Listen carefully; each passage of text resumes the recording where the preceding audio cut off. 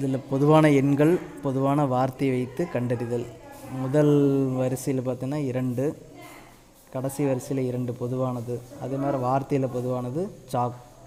இது மாதிரி முதல் வரிசையில் 5, கடைசி வரிசையில் 5, 2 பொதுவான எண்கள் 5, 5க்கு பொருத்தமான சொல் கலர். மீதி ஒயிட்டுக்கு கண்டுபிடிக்கிறது பார்த்தீங்கன்னா 2, 5 பொதுவானத்தை நீக்கினா மீதி இருக்கிறது 4. விடை சரியான விடை 4.